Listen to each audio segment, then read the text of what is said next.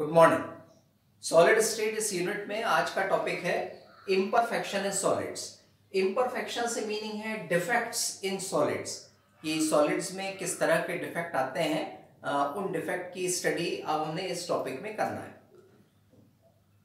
Imperfection in solids basically two type का होता है। First type point defect and second type line defect. Point defect and line defect. ये line defect हमारे syllabus में नहीं है, हमें केवल पढ़ना है पॉइंट डिफेक्ट। पॉइंट डिफेक्ट से मीनिंग है lattice point defect. Lattice point में जो कांस्टेंट पार्टिकल प्रेजेंट होता है, उस कांस्टेंट पार्टिकल की पोजीशन में जब चेंज आता है तब हम उसे बोलते हैं पॉइंट डिफेक्ट। एंड ये जो पॉइंट डिफेक्ट है, ये point defect basically three type का होता है।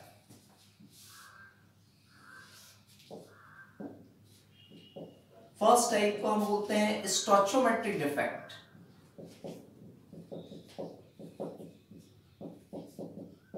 स्टोइचोमेट्रिक डिफेक्ट।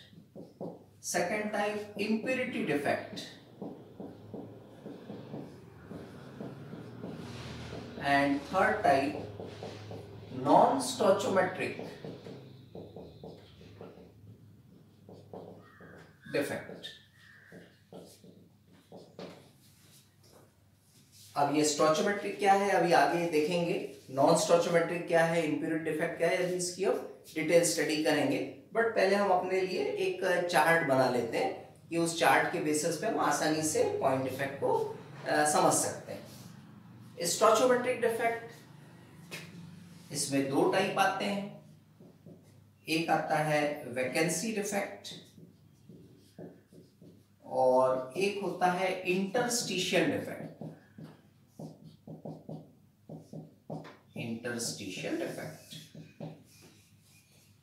और मान लीजिए हम आयनिक सॉलिड्स में चल रहे हैं, आयनिक सॉलिड्स।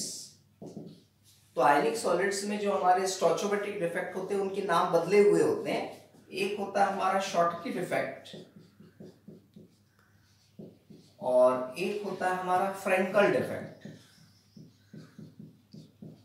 ये दो डिफेक्ट आते हैं हमारे स्टोइचोमेट्रिक में, but in the case of ionic solids. और नॉन आयनिक सॉलिड्स के केस में वैकेंसी डिफेक्ट और इंटरस्टिशियल डिफेक्ट आएंगे। फिर ये जो हमारे पास नॉन स्टोइचोमेट्रिक डिफेक्ट होता है, नॉन स्टोइचोमेट्रिक डिफेक्ट ये भी दो टाइप का होता है।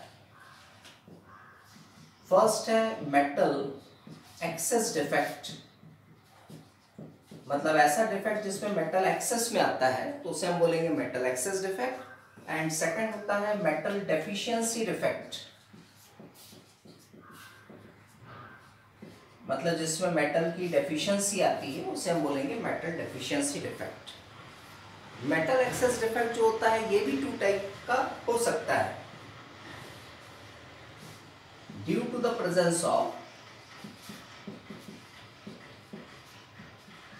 Presence of anionic vacancies.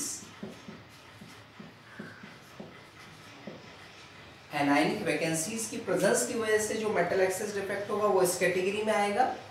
और एक और हो सकता है इसमें due to the presence of extra cations at interstitial site. Interstitial sites. एक बार और हम अपना चार्ट को कंफर्म कर लें। Imperfection in solids means defects in solid basically two type का है, point defect, line defect. Line defect हमारे सिलेबस में नहीं है, केवल पॉइंट डिफेक्ट हमारे सिलेबस में है। पॉइंट डिफेक्ट का मतलब है लेटिस पॉइंट में जो कांस्टेंट पार्टिकल प्रेजेंट होता है उसकी अरेंजमेंट में जब चेंज होगा तब वो पॉइंट डिफेक्ट को क्रिएट करेगा। ये तीन टाइप के होते हैं, stoichiometric defect, impurity defect, non stoichiometric defect. Stoichiometric defect basically two type के होते हैं, vacancy defect and interstitial defect. पर यदि मान लीजिए आयनिक सॉलिड्स हैं तो वैकेंसी डिफेक्ट को हम शॉटकी डिफेक्ट कहेंगे और इंटरस्टिशियल डिफेक्ट को फ्रेंकल डिफेक्ट कहा जाएगा। इंप्योरिटी डिफेक्ट का कोई टाइप नहीं है, वो वैसा ही है। बट नॉन स्टोइचोमेट्रिक डिफेक्ट जो होता है इसमें टू टाइप होते हैं, एक मेटल एक्सेस डिफेक्ट, एक होता है metal deficiency defect. Metal excess defect में भी दो टाइप आते हैं, due to the presence of anionic vacancies and second due to the presence of extra cations at interstitial sites. बाकी मेटल डेफिशिएंसी डिफेक्ट में कोई टाइप नहीं, सिर्फ ये सिंगल ही होता है। तो इस तरह से ये हमारा चार्ट था इम्परफेक्शंस इन सॉलिड्स को समझने के लिए। अब हम एक एक डिफेक्ट को क्लियर करते हैं। सबसे पहले आते हैं स्टोइचियोमेट्रिक डिफेक्ट पर, कि स्टोइचियोमेट्रिक डिफेक्ट क्या होता है। पहले तो हमें यहाँ स्टोइचियोमेट्रिक का मीनिंग कंफर्म करेंगे कि स्टोइचियोमेट्रिक का मीनिंग क्या है।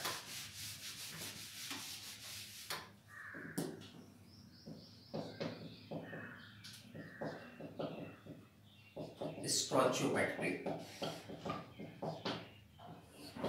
डिफेक्ट, स्टोइचियोमेट्रिक कंपाउंड क्या होते हैं, इनको हम पहले से कंफर्म कर लें।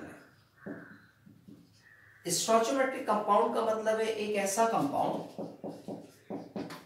NaCl जिसमें जो कॉन्स्टिट्यूंट एटम्स हैं लाइक Na एंड Cl, इनके एटम्स का जो रेशो है वो सिंपल होल नंबर रेशो है, मतलब 1:1 सिंपल होल नंबर रेशो आएगा, सिंपल होल नंबर रेशो जब हमें मिलता है तब उस कंपाउंड को हम बोलते हैं स्टोइचियोमेट्रिक कंपाउंड।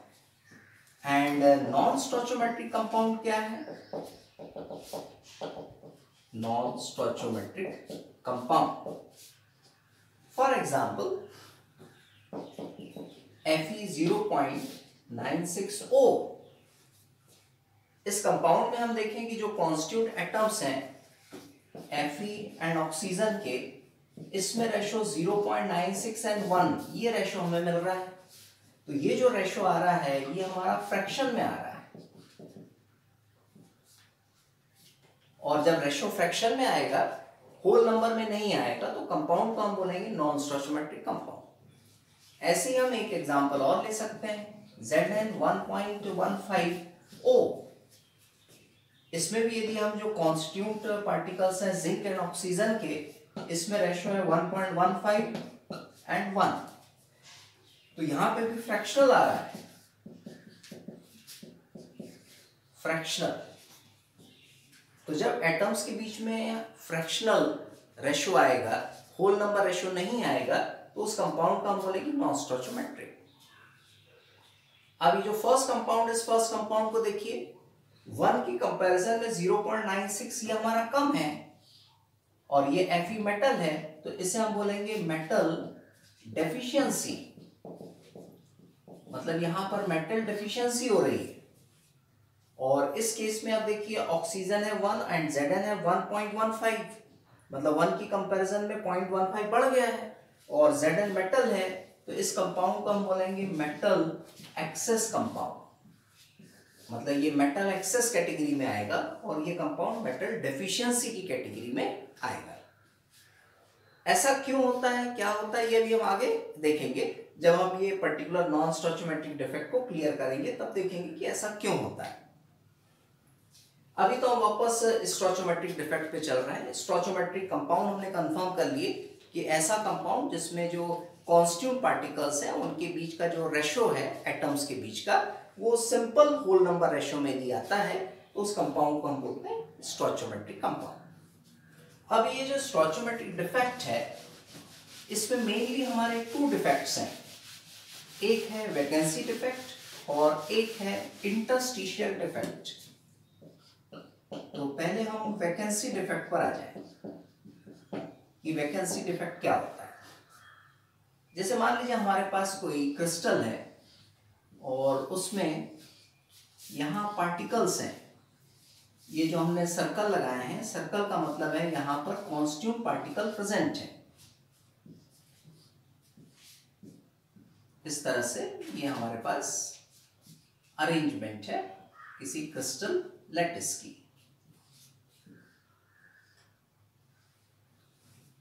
वैकेंसी डिफेक्ट का मतलब ये है कि यदि मान लीजिए इसमें से इक्वल नंबर के एटम्स इस क्रिस्टल को छोड़ के बाहर चले जाते हैं, जैसे मान लीजिए यहाँ का जो एटम है ये बाहर चला गया तो यहाँ वैकेंसी क्रिएट हो गई, यहाँ का एटम बाहर चला गया तो यहाँ वैकेंसी क्रिएट हो गई, और ये इक्वल नंबर में हुआ, यहाँ से एक कम हुआ, यहाँ से भी एक कम हो गया। तो जब इक्वल नंबर के एटम्स यहाँ से बाहर निकल जाते हैं तब वहाँ पे वैकेंसी डिफेक्ट क्रिएट होता है।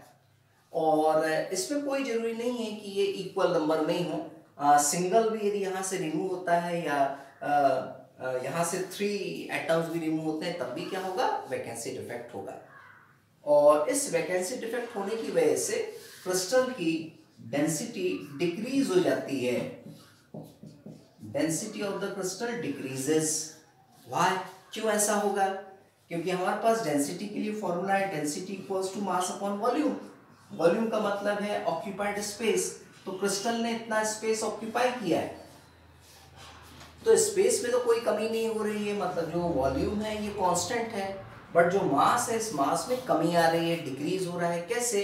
क्योंकि कुछ पार्टिकल्स यहाँ से चले गए हैं, कुछ पार्टिकल चले गए मतलब मास कम हो गया। Mass and density directly proportional है, मास कम होगा तो डेंसिटी ऑटोमेटिकली डिक्रीज हो जाएगी। इस तरह से आपने वैकेंसी डिफेक्ट को बताना। ऐसा क्वेश्चन भी आता है कि वो डिफेक्ट का नाम बताइए जिसमें डेंसिटी क्रिस्टल की डिक्रीज होती है, तो आंसर आप दे सकते हैं वैकेंसी डिफेक्ट। अब हम आते हैं सेकेंड टाइप पर, स्टोइचोमेट्रिक डिफेक्ट में। सेकेंड टाइप है हमारा इंटरस्टिशियल डिफेक्ट।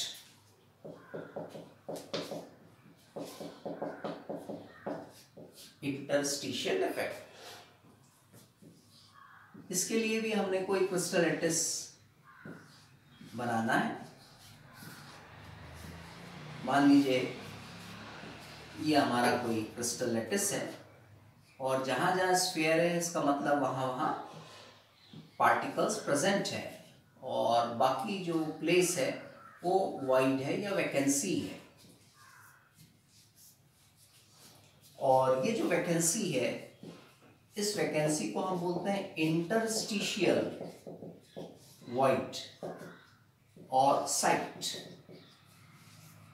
ये जितना भी गैप आपको बीच में दिख रहा है इस गैप को हम बोलते हैं इंटरस्टिशियल वॉइड या फिर साइट। इंटरस्टिशियल डिफेक्ट में क्या होगा? इंटरस्टिशियल डिफेक्ट में सराउंडिंग से कोई भी एटम जब इंटरस्टिशियल वॉइड में आके सेट हो जाता है, एडजस्ट हो जाता है लाइक दिस, तो इस टाइप का जो डिफेक्ट क्रिएट होगा उसे हम बोलेंगे इंटरस्टिशियल डिफेक्ट। और इस इंटरस्टिशियल डिफेक्ट के होने की वजह से डेंसिटी ऑफ द क्रिस्टल ये इंक्रीज हो जाती है, डेंसिटी इंक्रीज। अब देखिए डेंसिटी कैसे इंक्रीज हो रही है, density equals to formula mass upon volume.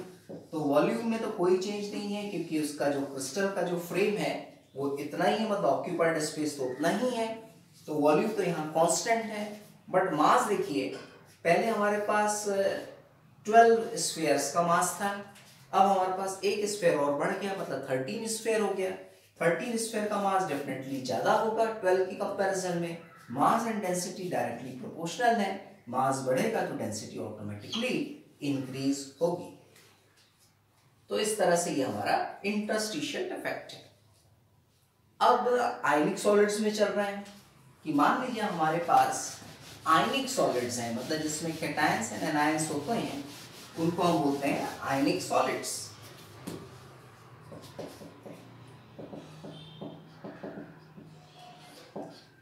और आयनिक सॉलिड्स में यदि हम चलेंगे तो उसमें फिर हमें 2 टाइप के डिफेक्ट मिलते हैं। एक मिलता है हमें शॉटकी डिफेक्ट और एक मिलता है हमें फ्रैंकल डिफेक्ट। कंपैरेटिव स्टडी कर रहे हैं शॉटकी डिफेक्ट है फ्रैंकल डिफेक्ट में। मान लीजिए हमारे पास ये कोई क्रिस्टल लैटिस है,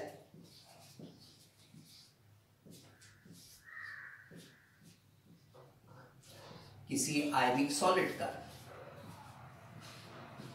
आयनिक सॉलिड होने का मतलब ये है कि इसमें कैटायन एनायन दोनों ही प्रेजेंट रहेंगे।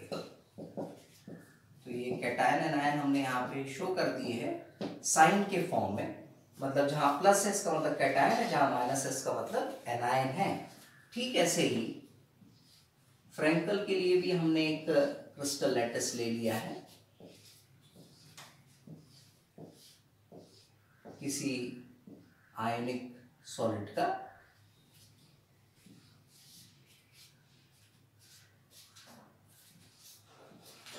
और इसमें भी हम कैटायंस और एनायंस को शो कर देंगे।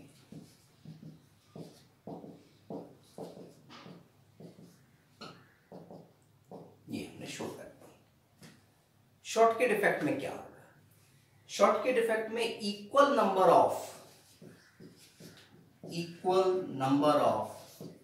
Cations and anions leave the crystal को छोड़ देते हैं। जैसे मान लीजिए हमने यहां से एक कैटायन को अलग किया तो यहां से एक एनायन अलग हो जाएगा, तो एक कैटायन एक एनायन अलग हो रहा है और छोड़ दे रहा है पूरे क्रिस्टल को, तो शॉर्टकट इफेक्ट क्रिएट होगा। जरूरी नहीं है कि एक कैटायन एक एनायन ही क्रिस्टल को छोड़े, दो कैटायन और दो एनायन भी क्रिस्टल को छोड़ सकते हैं, पर इक्वल नंबर में होना चाहिए ना। जितने कैटायन हटेंगे उतने ही एनायन हटेंगे। क्यों? क्योंकि जो क्रिस्टल की इलेक्ट्रिकल न्यूट्रलिटी है वो मेंटेन रहती है, यानी क्रिस्टल न्यूट्रल ही रहता है। इसलिए हम बोलते हैं कि इक्वल नंबर के कैटायंस एंड एनायंस क्रिस्टल को छोड़ देते हैं।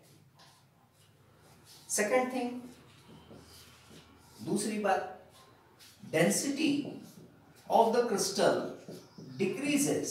इस केस में भी क्रिस्टल की डेंसिटी डिक्रीज हो जाएगी। डिक्रीज क्यों हो रही है? वॉल्यूम तो उतने का उतना ही है, बट जो पार्टिकल्स हैं ये कम हो गए। पार्टिकल्स कम हो गए इसका मतलब मास कम हो गया। मास और डेंसिटी डायरेक्टली प्रोपोर्शनल है। मास कम होगा तो डेंसिटी ऑटोमेटिकली कम हो जाएगी। फिर और हम आगे बढ़े। थर्ड, यहां ये जो कैटायन एनायन के साइजेस हैं, sizes of cation and anion, इनके साइज सिमिलर होते हैं। सिमिलर साइज के कैटायन और एनायन इस शॉर्टकट इफेक्ट में हमें मिलते हैं। एक और बात हम बता सकते हैं, high coordination number CN means coordination number, compounds में इस टाइप का डिफेक्ट मिलता है। फिफ्थ में हम बता सकते हैं example like NaCl, KCl, CSCl etcetera. तो इस टाइप से हमारे ये 5 पॉइंट्स हमारे शॉर्टकट इफेक्ट में आ जाते हैं। ऐसे ही अब आते हैं फ्रैंकल इफेक्ट में। फ्रैंकल इफेक्ट में यदि हम चलेंगे तो एक कैटायन अपना प्लेस छोड़ देता है। कोई भी कैटायन हो सकता है उसमें से। जैसे मान लीजिए ये कैटायन है, इसने अपना प्लेस छोड़ दिया है, मतलब यहाँ वैकेंसी क्रिएट हो गई और ये चला जाता है इंटरस्टिशियल वॉइड में। तो कोई भी इंटरस्टिशियल वॉइड में वो जा सकता है, यहाँ चला गया। इसके बाद जो डिफेक्ट क्रिएट होगा उस डिफेक्ट को हम क्या बोलेंगे? फ्रैंकल डिफेक्ट बोलेंगे। मींस वन कैटायन ये क्या करता है, जरूरी नहीं कि वन कैटायन, 2 कैटायंस भी हो सकते हैं, 3 कैटायंस भी हो सकते हैं, पर कैटायन ही उस अपनी साइड को छोड़ेगा और इंटरस्टिशियल वॉइड में कहीं पे भी चला जाएगा। तब जो डिफेक्ट क्रिएट होगा उस डिफेक्ट को हम बोलेंगे फ्रैंकल डिफेक्ट। तो first point, cation leave its site and goes into interstitial